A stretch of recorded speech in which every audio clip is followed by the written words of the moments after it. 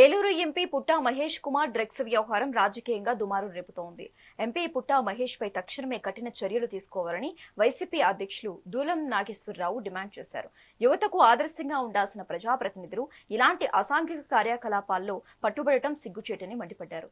Drugs రహిత రాష్ట్రమని చెబుతున్న ముఖ్యమంత్రి చంద్రబాబు తన పార్టీ ఎంపీపై వచ్చిన ఆరోపణలపై ఏ విధంగా స్పందిస్తారని ఆయన ప్రశ్నించారు. పుట్టా మహేష్ ఎంపీ పదవికి రాజీనామా చేయాలని వైసీపీ నేతలు డిమాండ్ చేశారు. ఎంపీ పుట్టా మహేష్ యాదవ్కు డ్రగ్స్ పాజిటివ్ అని కూడా నిర్ధారణ చేయడం జరిగింది.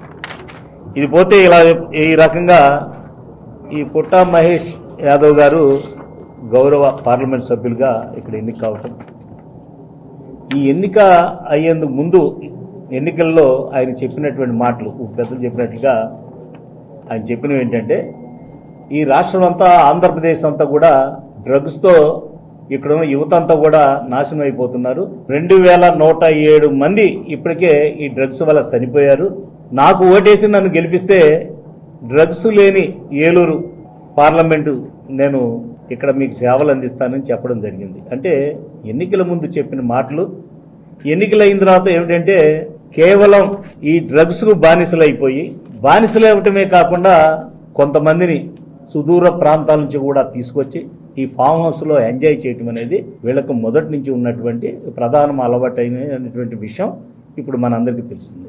అన్నిటికంటే బాధాకరమైన విషయం ఏంటంటే, ఈ యొక్క ఏలూరు పార్లమెంట్ నుంచి, ఈ పార్లమెంట్ పుట్టిన దగ్గర నుంచి అనేక మంది మహానుభావులు ఈ పార్లమెంట్ సభ్యులుగా సేవలు అందించారు. ఇంతమందే కాదు, దేశ చరిత్రలో ఎక్కడ తీసుకున్నా, ఇక్కడే కాదు దేశ చరిత్రలో తీసుకున్నా ఒక గౌరవ పార్లమెంట్ సభ్యుడు డ్రగ్స్ తీసుకుని ఆ డ్రగ్స్ పార్టీలో దొరకటం, వెంటనే మరి పోలీసు వారు పట్టుకుని వాళ్ళకు పరీక్షలు చేస్తే పాజిటివ్గా నిర్ధారణ అవటం అనేది ఈ దేశ చరిత్రలో మొదటి పార్లమెంట్ సభ్యుడిగా పుట్టా మహేష్ కుమార్ యాదవ్ గారిని ఈ రోజున దేశం అంతా కూడా ఈ రోజున గుర్తించాలా. ఎందుకంటే కేవలం ఈ డ్రగ్స్ తీసుకునేటువంటి పార్లమెంట్ సభ్యుల్లో ముందు వరుసలో ఉన్నాడు, పాపం మొదటి వరుసలో.